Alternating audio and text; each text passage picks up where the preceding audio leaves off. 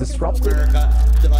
Weird thing to happen. This is kind of shocking, folks. So we're used to seeing crime run amok in Toronto, much like big metropolitan areas over the last few years. It has been, a crime spree to no imagine. It's just become normalized at this point, to the point that it's embarrassing that, it's almost a running gag in our family to turn on the news and start playing the game of, what's the first three headlines? Is it going to be gang violence? Is it going to be a shooting? Is it going to be homicide? As morbid as it sounds, in highlight of that, just because the fact Toronto, the crime is just continuing to skyrocket, and it looks like things are getting worse. Like, as we're seeing, the overall nation crumbling in Canada. We're seeing high unemployment. We're seeing more and more people on the streets of homelessness, people that can't afford the basic costs of living of this country. I only suspect that things are going to get worse if we don't actually shape up and do better. But this is by far one of the most shocking stories that I've seen about Toronto crime. I never really hear this side of the story. So according to Global News here, homeless man killed, several beaten in a string of violent attacks in Toronto. So there was two suspects going around and beating up homeless people. Usually we're hearing the other side. Usually we hear the other side of the story where homeless people, maybe on drugs, maybe violent criminals themselves, whatever the case may be, they're the ones attacking the general public. That's a homeless guy that may have some mental issues, may have some drug problems, what have you, going and attacking the public. But here, this is the public attacking homeless people. You never hear this side of the story. You never hear, the general public's abuse onto people that are struggling to survive on the streets. And this is why I've been so, vocal and a big advocate for why we need, housing. And I don't mean Brookfield, backdoor housing, what we covered previously, but I mean like actual tangible housing, that we need to find shelters for these people so we get them off the streets. Their safety, is reliant to their house, and we get them off the street, which is safer for the general public. And also we need to bring back, asylums. We need to consider bringing back asylums to treat mentally ill people, people that are on addiction and drugs, to, find a way, find the help, find the measures that can get them back on their feet, get them to sobriety, and actually incorporate into everyday life. Because these are individuals, these are human beings that, whatever the case may be, are struggling to survive. Whether it's the, just cost of living, whether they are, mentally ill, whether they are dealing with addiction, these are still human beings. Unless you're on Fox News and decide to tell your audience that we should lethally inject them. But that's another conversation for another day. So, goes on to say a 20-year-old man and a 12-year-old boy. A 12-year-old is a suspect to this. This isn't just rowdy teens. A 20-year-old man and a 12-year-old boy are facing charges in a string of extremely violent attacks against several vulnerable men in Toronto. Police say Monday that on August 31st, several men were beaten, including a homeless man who died on September 4th after being found outside without vital signs. He was 62, but police did not release his identity, as of next of kin have not yet located and notified. His death was ruled the city's 29th homicide of 2025. Now, I know that kind of seems like a bit of a low number, considering, many of us have turned on the news and seen the rise of crime, rise of activity. I'm assuming that they're trying to lowball this to try to emphasize the fact that, well, the city is still safe, and try to encourage people to, remain in Toronto. That's not that crazy. This is also not including the amount of, domestic violence or gang activity or gun violence or anything like that. This is just what they consider homicides, which is kind of a different category. So if you look at maybe specifically on homicides, then yeah, maybe it's only 29. But I think they're probably lowballing that number too. We don't know for sure, but that's what they're claiming. He was allegedly attacked unprovoked at around 6:08 a.m. on August 31st near Queen and Bay Streets by the suspects, one of whom was reportedly armed with a hammer, police said. The incident is one of 5 that happened that day, with the first occurring at 5:45 a.m. near Yonge and Dundas Streets. 3 of the victims were described by police as experiencing homelessness, and the others were described as vulnerable people. Police did not have ages for all the victims. During the first incident, a man was seated on a public bench when the suspects approached and allegedly began beating him. He managed to escape and flee the area, police said. At 5:52 a.m., the suspects then approached a 70-year-old man in the same area. He was reportedly assaulted and fell to the ground before the suspects fled the area, police said. He was taken to hospital with serious injuries.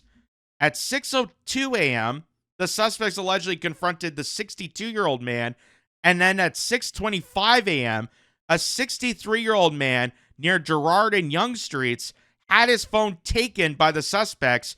He tried to get it back, but then was pushed to the ground, police say.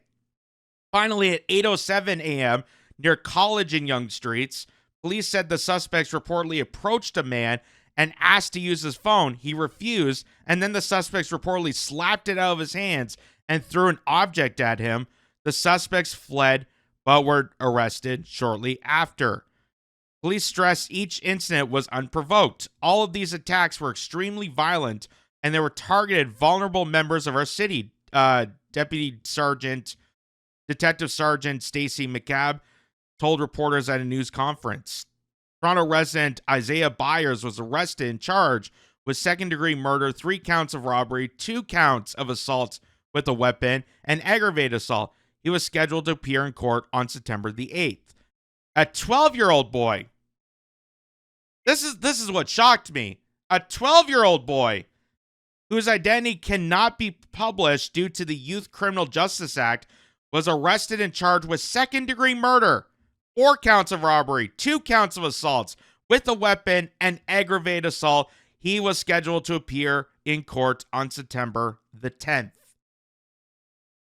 So, we don't know for sure if the 12-year-old has any relation to the 20-year-old, if it's a father or an older brother or cousin. We don't know if there's any family or relation between the two, but this was by far one of the most shocking.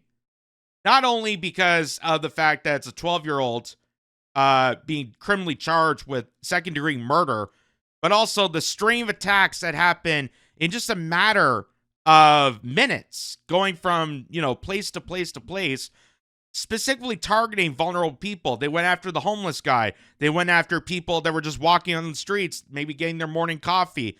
They were specifically looking at people who are the most vulnerable that they can attack and villainize and steal stuff from. I don't know what exactly the robbery charges incorporate into that, but that's what they're concluding. Like I said, it is just wild, ladies and gentlemen. It's wild that this happens so frequently, and this is why we need to have a serious conversation about this. This is why, when the Premier of Ontario, Doug Ford, goes on stage and talks about, oh, did you hear about this story? Someone should do something about it. I get so angered by that. I get so angered because you as the Premier have the responsibility to deal with this. You have the responsibility. You have the authority to tackle this problem, but you don't do jack squat. You don't do jack squat. And then you go on stage, complain about the crime problem, and say someone should do something about it, and nothing ever gets done. Nothing ever gets done. And like I said, I worry now because of the, unemployment rates that are starting to trickle up some more, the cost of living, just, financially. I'm worried that there's going to be more and more crime being provoked because of our country that is failing. We're in a failed state, and it's crumbling within. the nation of Canada is not doing well. And that's why we're seeing a rampantness of crime. Not to mention the mass migration of pouring in people that we don't have accountable measures to deal with.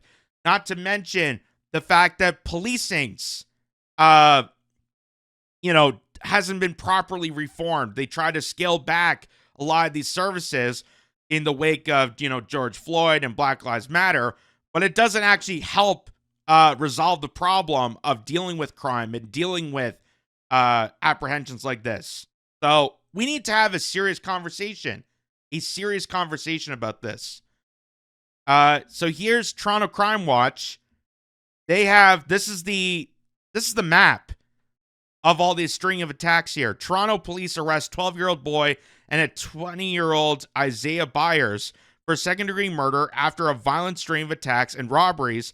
Elderly homeless individuals, both suspects were out on release orders at the time of the crimes. So these are criminals. These are not individuals that just decide to go bad. These are already heinous criminals. These are violent, repeated offenders that got released on bail, just like, we've seen a lot with our heinous criminal court system, which is, again, something else that needs to be investigated. Our judicial process is an absolute joke. This catch and release system is just absolutely just insane. And now we're seeing the two people that were already just out on release orders at the time committing more crimes, committing the spree of crimes all across Toronto here. And you can see there's a bit of the map. I'm going to make it bigger for you guys to see it. But there's the first incident, 5:45 a.m. at the corner of Dundas and Yonge Street there. There's the second incident, a robbery over by Dundas. The third incident down Nathan Phillips Square, so City Hall, at 6:08 a.m. That was considered a homicide. Incident number 4, a robbery at 6:25 near Bay Street Corridor. And the fifth incident at the top there, over by College Park. 5 different attacks just within minutes apart. It's crazy. It's crazy that this is happening. So going back to this, because I want to show people, so here's Toronto Police. This is their statement about this. And I sped it up a bit because it's a fairly lengthy video, but let's hear what they have to say. Chief Rob Johnson will be joined by Detective Sergeant Stacey McCabe from the Homicide and Missing Persons Unit and Detective Michael Kerr from 42 Division to provide details on a homicide investigation. Following the remarks, both will be available to take questions from the media. Deputy Chief.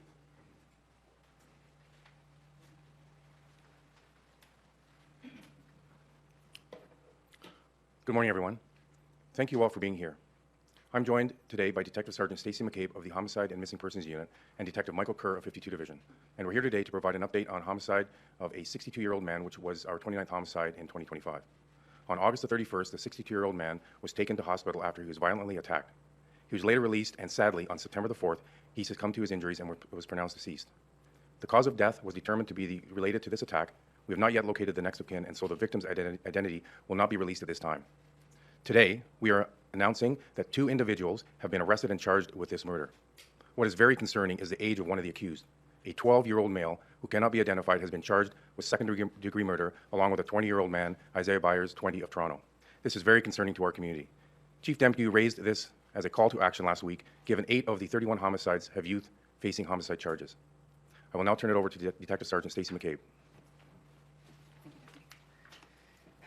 Early in this investigation, we learned that this homicide was part of a series of violent attacks that took place on the morning of August 31st in the downtown core. This was a disturbing crime spree. These assaults took place between 5:45 and 8:07 in the close to the morning. microphone. There As you you will go. see on the map here to my right, the first assault took place at 5:45 a.m. in the area of Yonge and Dundas. The accused approached an underhoused male and began violently beating him. One of the accused was armed with a hammer. This male was able to escape, and the accused walked away. They continued west on Dundas until 5:52 a.m. when they encountered a second underhoused male and began assaulting him. Again, one of the accused was armed with a hammer. This victim was able to get away and was taken to hospital. The accused continued west until they reached Nathan Phillips Square at approximately 6:08 in the morning. Now, the thing that's troublesome for me, as you know, we're hearing this and I'm looking at the chart, this map here, is you could see the spring of them assaulting the people at specific locations where I know for a fact there's a high amount of security cameras, especially, you know, young Dundas Square there in that area. There's going to be security cameras. There are going to be witnesses. There's going to be eyes witnessing this brutal attack. So I'm just very confused on how they were able to do 5 different attacks before someone actually got to the scene and arrested them. Like, you know what I mean? It just seems so crazy that they were able to go from one spot to another spot to another spot to another spot to another spot. 5 different instances, just, you know, minutes from each other, that no one, you know, saw anything, no one apprehended, no one tried to defend the person. Like, it just seems crazy.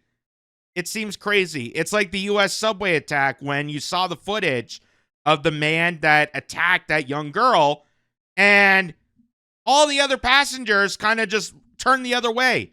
It's like you're witnessing a violent attack. Don't you think, you know, you have an instinct? You have that human ability to self-defend that poor woman that was riding the subway that got attacked and slain on that train, the same train that you're like a couple steps from her position. I don't understand this.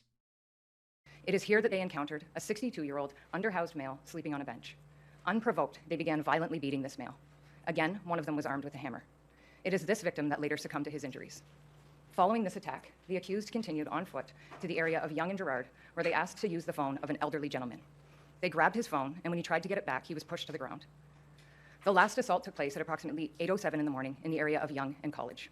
One of the accused approached a male in this area and asked to use his phone. When the male refused, the accused slapped the phone out of his hand and threw an object at him. And they also had a hammer. I just want to clarify that. So, you know, the idea that, again, I've said this before. I've been always on the fence when it came to guns, when it comes to, you know, the Second Amendment. I've been back and forth on, you know, whether it's, you know, right or wrong, or are people just becoming paranoid, or is it a good thing, a bad thing? You know, am I able to trust people with, you know, the ability to have firearms on the streets? Like, are we becoming that society where we have to, you know, have a semi-automatic weapon just to do our daily errands? Like, have we become that society? There's a lot in that conversation. It's been a very, you know, gray area for majority of my life. But I could tell you for certain that, you know, we know that anything can be used as a weapon. Anything can be used as a weapon. In this case, a hammer. And if it's not a gun, it could be a knife. And if it's not a knife, it could be a hammer. And if it's not a hammer, it could be a rock. It could be a toothbrush. It could be a toothpick, for all we know. Anything can be used as a weapon. And that is troublesome. That is troublesome. Because what are you going to do? Ban hammers? What are you going to do? Ban, you know, people with kitchen knives? Like, you can't do it. You can't do it. It's physically impossible. And we know that we can't, you know, we can't stop all crime, but we need to have a conversation on ways to decrease it so we don't become so rampant, that we can be in a civilized society where people aren't feared to walk outside. And I know in places like Toronto, that's becoming more and more the case. I mean, police officers, you know, as they're dealing with this crime, are also telling people, hey, if you got a home intruder, don't do anything. Don't do anything, because you self-defend yourself is only going to hurt yourself, or you could be criminally charged for endangering the life of the criminal. At the same time, there's officers that are telling mothers not to bring their kids to the park because crime is running rampant and they just can't deal with it. So I am just like astonished. I am just in shock that this is all happening simultaneously. And my worry with this and why I present this to you is with the rise of unemployment, with the cost of living, with the downturn and direction of this country. Are we going to see more of this? Are we going to see more of this? Because these are all symptoms of a failing nation. That if we can't have a civilized society, we can't have, basic conversations. If we end up, attacking each other and causing more and more violence, and people are, too paranoid to be on the streets and explore and be part of society, that's a failure. That's a failed state. That's a failed state of affairs. And considering the economy is bad, considering that, hospitals and healthcare is deteriorating, we're seeing more and more ERs shutting down because of lack of finances. But we're sending more money overseas. So I guess we should be happy for that. That's, uniquely Canadian of us to take our tax dollars, drive it away from this country that could go towards investing to the people of this country, and send it overseas for foreign wars, for NATO, for all these NGOs and other conglomeracies that don't give a damn about Canada. And a lot of these NGOs are, could be part of the problem. A lot of these NGOs are the same organizations that bring a lot of the chaos to these streets. They bring a lot of the chaos to these countries. You look at George Soros. He wrote an open letter to the UK demanding this mass influx of migrants. That you have to pour these people in. Don't hold them accountable. Don't do legal checkpoints. Don't, authorize to do a background search. Just let them in. Pour them in as possible. We need to increase the population. Or how about Mark Weissman? Part of the Citizen, what's it called? Citizen NGO. I'm blanking on the name already. Who stated that Canada needs to have 100 million population by the end of the century. Is desperately needed, that we need to pour in as many people as possible. So I find it just so insane that this is continuing, that 12-year-olds, like, I'm wondering why this kid isn't getting ready for school. Why this kid is not playing with his friends on the playground and so the 20-year-old beating up homeless people. Like, why are kids doing that? Why is a child taking part of crime? What purpose do you have having a 12-year-old be part of your criminal activity? Just seems absolutely bizarre in that regard. So, and the other thing I worry about it is because, as we see it in the Fraser Institute, they do some, polling, they do some digging around, investigative work. They suggested this, even though this is from last year, but they said numbers don't lie. Crime up significantly in Toronto and across Canada. And we know this. We are witnessing it. We're seeing it.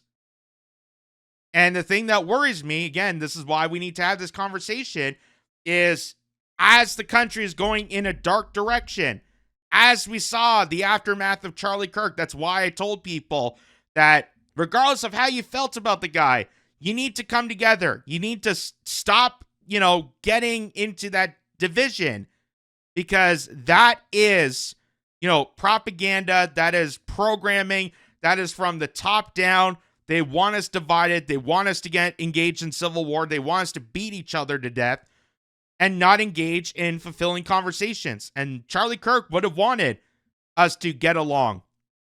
He wanted to engage in civil conversations. I want to engage in civil conversations. But we can't do that if we're constantly being bombarded with, the ideology that, you have to be on this side. And if you're not on this side 100%, then all the others are evil monsters. And I'm saying that on both left and the right, because we know that political violence drives from each way, because people are stuck in their tribes, people are stuck in their groups, and that doesn't help society. That doesn't help society flourish. It doesn't help, the prosperous of human civilization, and that's why I, a strong advocate for freedom of speech, and why I'm a strong advocate for, the goods of society, making sure that we're prosperous, making sure that Canadians are fulfilled and, are able to produce more and able to, come together and work together as a community, as a country. But if we're going down this direction, it worries me that this is the reality, that we're going to see more crime running about.